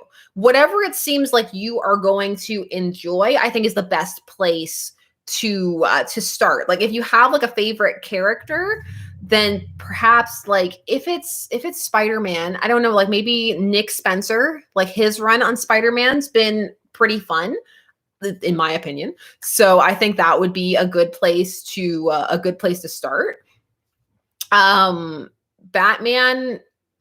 hard because like Batman's just an ongoing behemoth at this point. So for me personally, I would ease back into Batman with some of the graphic novel collections and then kind of go back. But that, again, it's just a personal thing. It's whatever is interesting to you, just go. And it doesn't matter what anybody else says. If they're like, this is lame, boo, it's like, who cares? It's interesting to me. So Dinosaur Sprinkles, that's a good suggestion too. Looking at the art style, if you enjoy that too, that's a big part of the enjoyment. Anti-Sash, thank you very much. I would recommend Red Hood and the Outlaws. The first arc, I don't hate Red Hood and the Outlaws. I don't hate much. Hate's such a strong emotion. What's something that I read recently? I mean, like Gwenpool, I stand by that. I got like a really angry comment on that. They're like, it's just pathetic. I can't believe this comic hurt you personally. Like, it didn't. I just really didn't enjoy it. And at that point, I was very passionate about how much I didn't enjoy it. I have reread it since because I own it. And like, I stand by it. I still don't like it. I perhaps don't dislike it as vehemently because I'm not in that time period anymore. But like, I still stand by all the things I said in those videos. something that I would rant that passionately about, I think, would be that Tom King, and it's so old, but it's that Tom King annual where Catwoman's pregnant and like running around the rooftop, and it's just got this like smug, like I'm empowering you vibe, and just like it's because of when I read it. I read it when I was that pregnant, and just like the tone it took with it, like I did not appreciate it. Like I know that's just me personally. It's like I'm personally like, so it's totally my own thing, but like it was very much trying to be like, ladies, do you feel empowered? And I was like, no, I don't. You don't know how I feel. I am a house. So stop telling me that I should be running around rooftops and like all this stuff and that I can do all. No, I can't. I physically cannot. The shape of my hips has changed. My ab muscles have physically separated. Did you know that the ab muscles separate? You can't do crunches after because the ab muscles have actually pulled apart. And if you do crunches, you could permanently separate your ab muscles. There are physical things. There are physical reasons why you could not be doing this. This is just me. See, I'm yelling at it. Do some research. Talk to someone pregnant, please. Please talk to someone pregnant about the basics of what you can and cannot do and why you can and cannot do them. It's like you can still exercise. Like it's like the rule is when it comes to exercise, you can do what you did before, but to a lesser extent. So if you were a person who biked every day, like you were like hardcore biker chick, you can still bike, but you just can't bike as intensely. But you can still bike because you have all the muscles for it. You don't have to like sit down, lay there on like a bed of pillows and do nothing. So it's like, but those aren't the two options. The two options aren't like cry on the roof or sit and cry in a corner. It's just, bah. I was so annoyed. It's just like, And also, of course, in like the third trimester, like not everybody feels terrible. Like every pregnancy is different every time for every person, but I felt terrible. So I was like, man, I was like, I feel terrible. And this comic is making me mad because also your emotions are everywhere. They're everywhere. You feel everything so intensely. So like that also ramped it up. I was like, I'm mad and I'm also pregnant mad. Which I can laugh about. But yeah, I could go on about that comic for days. For so many days. Auntie Sasha, thank you again. On a serious note, your positive attitude and videos always brighten my day and make me less Andy. Have a great day, Sasha. Bye. Well, thank you very much. I enjoy comics and they make me happy. Even when they make me mad, they make me happy, if that makes any sense. Like I'm just glad that they exist. And even a bad comic, like it's just a bad comic that I read. But it's bad in my opinion. Everybody's opinion is different, but I just enjoy the medium. And it brings me much joy. And what brings me even more joy is being able to talk about it and have people who enjoy it or want to hear about it. So, that's fantastic and wonderful. And thank all of you for that, because I couldn't do this, like without having all of you here. So I really appreciate it. I don't know why my body language just got so closed. I guess I was just thinking about being pregnant. It's been like, like it was 9 months like ago, but it feels like yesterday. So it's a very visceral thing. You don't forget how you felt. It's like I can remember exactly how I felt the first time and exactly how I felt the second time. And like if there's another time, like I'll remember that too. So oh. You're married to comics. In a way. Oh yeah, Aaron Kelly, I don't like the Spider-Woman one either. The thing about that one too was that it was like, it had this whole ladies, I understand how you feel. And like, you understand how some people feel. I'm not going to deny that. There are some women who love that run and feel it very much encapsulates, but I have to say this, women aren't a monolith. We are not a monolith. And so you're not going to have one representation of like, this is the experience. And that's why it's good to have a diversity of different storylines. Like I would love to see more pregnant storylines taken from different perspectives. Like, we can have the ones where like it's awful. We can have the ones where it's good. We can have the ones where the people don't want to keep it. And that's the other thing about the Tom King one. Okay, we're going to go back to this just for a second. I'm going to talk really fast, but hold on. That arc billed itself as something that it was going to like talk about serious issues, but it didn't. And it avoided some core stuff. And that was probably because of like editorial mandates and like that kind of things and things you don't want to like divide your audience and whatever. But it's like, then don't do it. in my opinion. Like if you're not going to fully like commit to like, you know, talking about these things, there's this horrible scene at the beginning of that one where Selena grew up like in the slums. Like this is her like current backstory. Like she had like this hard like upbringing. She's seen stuff. She has been out there with like the prostitutes like on the street and stuff like that.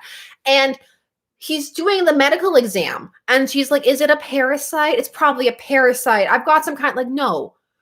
The thought would be that she was pregnant with her backstory. Like, just, there was all this like weird, like cutesiness that didn't belong there in that storyline. And then it tried to get super serious. And it was just like, bothered. I'm bothered and I'm pressed. I'm so pressed. There's one storyline, like how this fictional storyline. Oh, oh, I don't know why, man. I don't know why it presses me so much. It's like everybody has their thing, you know. It's like something will be somebody else's thing, and you'll be like, "That's fine. I don't care. Why are you so pressed and mad?" And then you'll read something and be like, "This far, but no further." I guess that's just it for me. You know, and like this for me, it was just this story. I was just like, ah. It also, again, like I said before, it did not help when I read it that I was like out to here and just like and feeling awful and tired and like sick all the time and having to still work and barely capable of like functioning and like keeping it together and putting that face on that you got to put out there because you can't tell people like I just want to collapse and like, you know, and they think you're incompetent. So it's like and then it's just like she's 3 trimesters running on the thing. Anybody could turn around and kick her and then they'd both be dead. And it would be like I'm broken. It broke me. Benjamin Chamberlain, thank you very much for the super chat. Favorite DC villain, favorite Marvel villain. It varies. It's one of those things where I vacillate. It depends what I'm in the mood for. It's like, you know, for example, like right now we're in like a Jimmy phase and like we'll be in something else like later. But favorite DC, I like a lot of like I gravitate, I think, towards Batman's rogues gallery, but I also enjoy the Flash's villains quite a lot. Don't think they get enough play. There are some really good villains there as well. Over at Marvel, I'm not quite as fond of their villain roster. Not as many of them stand out to me in the same way as, say, like the Flash's villains or Batman's villains, where I'm like, bam. But I actually do like Ultron quite a lot. And you know, right? Is Ultron still like wearing like Hank like a skin suit? Is that still a thing that's happening? I haven't caught up with everything at the moment. I like Loki even before Loki became, you know, the hotness because of Tom Hiddleston. All the different, you know, versions of Loki, like old Loki, Lady Loki, Kid Loki, all of that stuff. That was a lot of fun, you know. But again, it varies. It just depends. I'm always open to a new villain showing up and taking over the scene, you know, like that's always a good time. I'll read any villain once. That's how I feel about that. Okay, call here all day, every day. That's right. Villains all day, every day. But yeah, I don't have a hardcore like this person all the time. Like if it's not the Scarecrow, then I don't even care. Like there's nobody like that for me on either side. Although aren't we doing a fear event? Yeah, Batman Fear Agent, where like the Scarecrow is going to get to have an event. And that's fun because I feel like his other villains need a chance to do stuff. And then Ivy's coming back at that point. I think she's still Queen Ivy. Like just, he had like, there were so many like villains who like, depending upon the situation, like they could really come out and so, okay. The best example of this is there is a villain who's super lame and his name is Signal Man. And his thing is that he messes with signals. Oh no.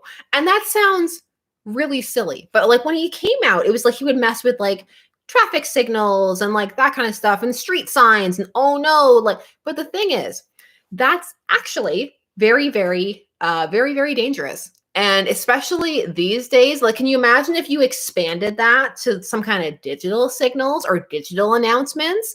Signal Man could be very serious business. That's all I'm saying. Bring back Signal Man because there is a lot of potential with some characters that sometimes they might be silly in their time, but like we can do it. We can bring back Signal Man and we can like, we'll call him like the Signal or, you know, something like that. And we'll give him a really like costume with like, it'll, I don't know, be black with one arrow on it. And then, you know, and then he'll go out and he'll he'll like change, like, I don't know, all the statuses, or like there was a thing. Okay, like there was a simple thing that happened when I was in uni once. The engineering department and the humanities department were at war with each other.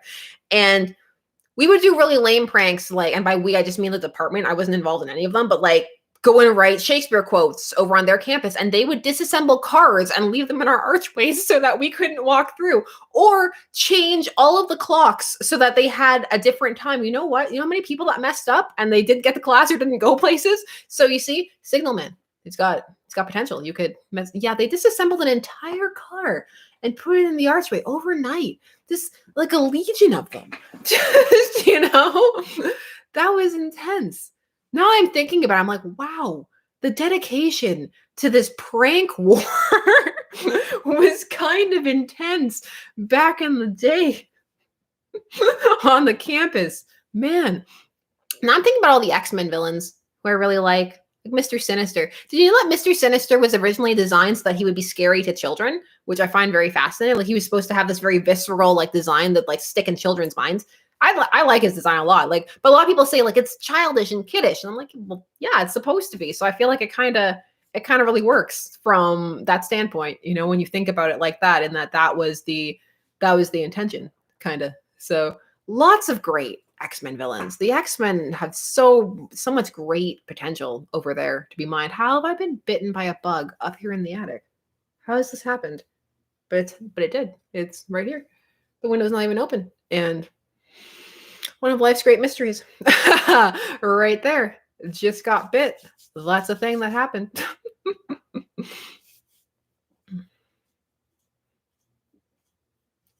Let's catch up with all of you. Yeah, there you go. See, y'all know what's up with the Mr. Sinister train. There you go. Is the bug radioactive? Gee, I sure hope so. I do not. I wouldn't have time to do that too. I would be Peter Parker.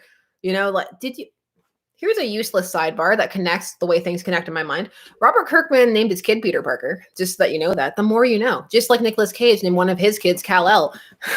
At least, Peter Parker's at least a name that you could like go out with. Like, Kal-El is like intense. It's like, yeah, my dad really likes Superman. Your kids gotta live with the names that you give them. You gotta think about that. Or they can go change them later on, but they gotta wait a while to do that. So is the bug, so many of you are like radioactive.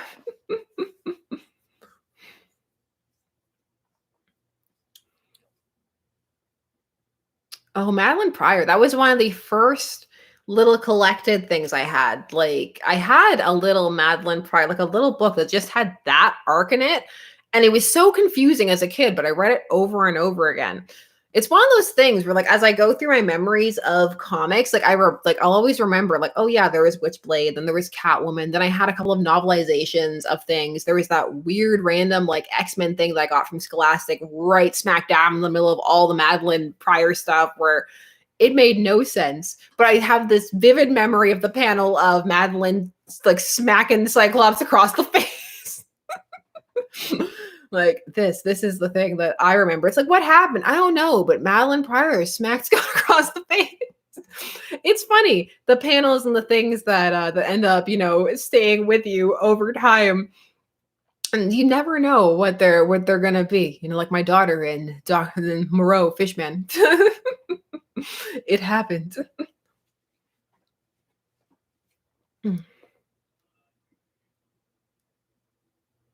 And this reading catching up on all of you. I'm gonna name my kid a radioactive spider. Don't do that. Don't do that. Don't do that to your children. Who's talking about Phoenix Wright? Phoenix Wright? Ace Attorney? AKA the great game that they remastered recently that I bought but haven't had time to play, and I'm so sad. It's because they don't have voice acting, and so you have to read everything, which is great. It's just I don't have time for it right now. The anime is not bad though. I know the anime is really cheesy, but I don't know. I really like Ace Attorney a lot. So objection. No, I have played it. I haven't played it in a while. They remastered it. It's been remastered. So everybody, Go buy it so that Capcom remasters more, so that we can also remaster the Miles Edgeworth ones, so that my childhood crush on Miles Edgeworth can come back in adult form with those games, because they did the ones where he was the protagonist, and those are the ones that matter. Miles Edgeworth. I swear it was like 85% because of the name. Like, as a kid, I was like, that's a cool name, Miles Edgeworth. Oh. Lynx is asking who your favorite mutants are, chat. So be sure to throw those in there. I was that weird kid who loved Cyclops, and Cyclops is a mess. He's a mess of a person. And I feel like maybe that's part of why. But it started from the 90s cartoon, where, like, I just thought he was the leader. I know, like, you weren't supposed to like him or whatever, but I don't know. I liked Scott. And then I got to the comics, and I was like, what a disaster. What a human disaster. Like Hal Jordan. What a disaster of a person.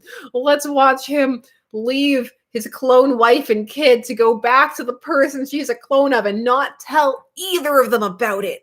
Quality content. Let's see him have a psychic affair with Psylocke. Let's see him do it again with Emma Frost. Cyclops, why? Oh, gosh. Who's the bigger mess, Scott or Hal Jordan? That's a serious question. I think Scott might be a worse person, depending upon when they write him, depending upon when and where. And Hal is just a mess. The worst Hal thing, okay, like sometimes like a bad idea happens and then like the writing just doubles down. And like that happened with Hal and Aricia, where you can see the bad writing on the wall. Like you can see the start of what it was, and you can see it get taken over and turned to something else. And then for some reason they just keep going with it. And I'm like, why? Why did we let this go on for so long? It's so awful. And then finally, it's like the worst part of the Aricia thing, though, is when the justification is written into the comic and you can see the author justifying it. That's the worst part, where they're like, on my planet, I'm actually older than you by centuries. And I'm like, but then it's still awful, just in another way. I'm like, no. The man is there. You're like a sister to me. Stop it. You have to stop hitting on me. I don't see you that way. You're like a little sister to me. Issue after issue after issue. One issue. It's banging a cave. No. So bad. Oh, don't do that. Don't do that. Bad writing. Boo. Don't do that. Oh, gosh. The doubling down on that was bad. Don't do it.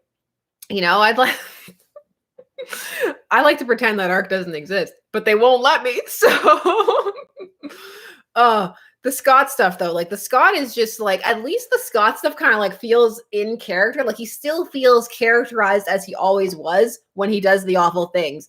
Like, I don't know what was going on. It was like, although, I mean, Hal did also try and marry Guy's fiance while Guy was missing. That was a thing, but that was kind of, yeah, oh my gosh.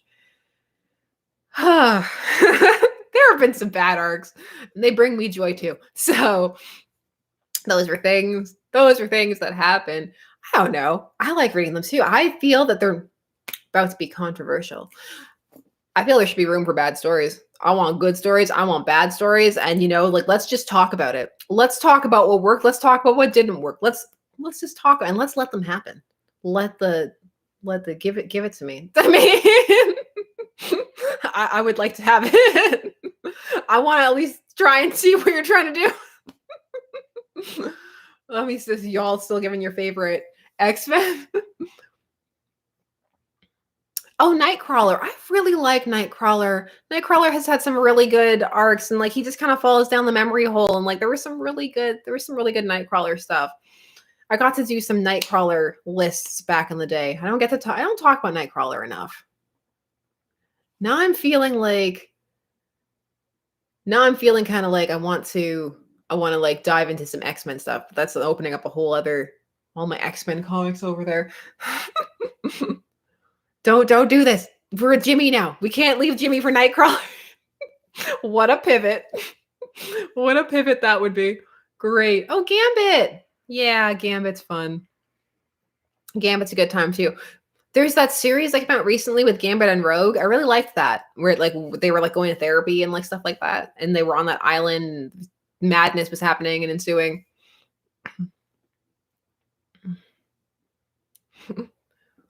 Kurt versus Jimmy. Who will win, Kurt?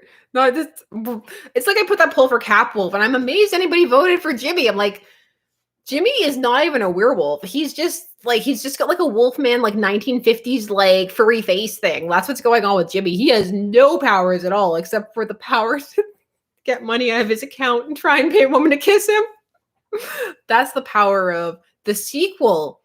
Is even better. Okay, the sequel to that issue is because Mr. Mitzliplitlik, or however you pronounce it, I actually think I did pretty good there.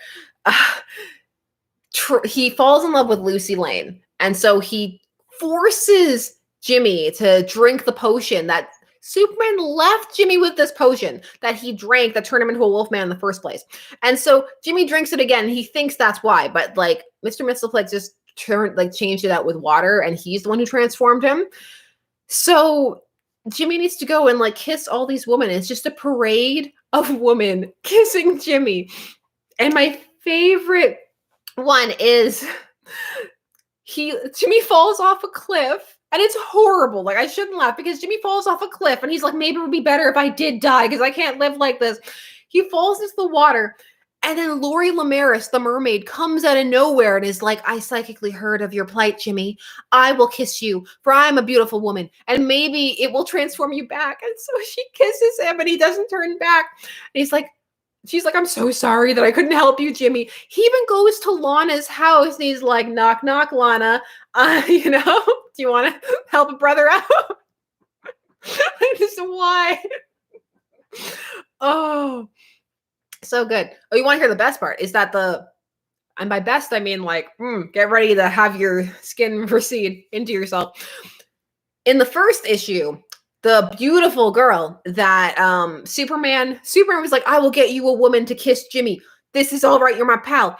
He goes and gets Supergirl out of the orphanage and flies her there so that she can kiss Jimmy. And this is before the Elseworld story, or the imaginary story where they get married. And she's like, I like Jimmy. I'm happy to help Jimmy out. So she goes and gives Jimmy a kiss, and like Jimmy never knows that it's her. And so the first person that Superman gets in the sequel is like, okay, time to go pick Supergirl up from the orphanage to go kiss Jimmy. Jimmy's drinking from the potion bottles again. Why? I mean, she cured him the first time. Let's go get her. Because I love that Superman just ditched her at this orphanage, and he's like, you're my secret weapon, but I know I want to actually be responsible for you. That's the other thing on the Supergirl series. She had a family, and like she was adopted, and like her family was part of the backup stories and stuff. And her family just gone. Where are they? I don't know. Like, what are they doing? I don't know. The comic doesn't care. Ooh, so many amazing things. So many amazing, wonderful things to talk about that I'm so happy to tell all of you about and laugh about, hopefully together. I feel like some people are just horrified. They're like typing like, how dare you laugh? But I will always laugh. I will always laugh. Ooh, Doctor Strange. Doctor Strange. I really enjoy Doctor Strange a lot. Again, it's one of those things that I've never talked about, but I'm like, yeah, Doctor Strange and his amazing gloves that are leopard print. So there's a whole lore to Doctor Strange. I do enjoy Doctor Strange and the interdimensional like stuff and the psychedelic art at the start of it before like Steve Ditko just walks out and quits forever. But yeah. Yes. I'm in the Supergirl note, and I actually just like noted a couple of things in my mind that I need to add to the script. So I'm actually going to hop off and do that before I forget, because I want the Supergirl video to have all of the important details. So I'm going to hop off and I'm going to do that. I hope that, I know we didn't get to talk about Marvels, and I'm sorry about that, but when it shows up, I will do that. But I hope you all had a fun time just hanging out and chatting about stuff and things. So it was a lot of fun. I hope that you had fun too. It's always a good time to hang out. So I will go add that stuff to the script before I forget. And I will see you all again soon. And that video will appear when it does, at some point, when it's done. more videos at some point, always. So I'll talk to you guys soon. Thanks for hanging out. Bye.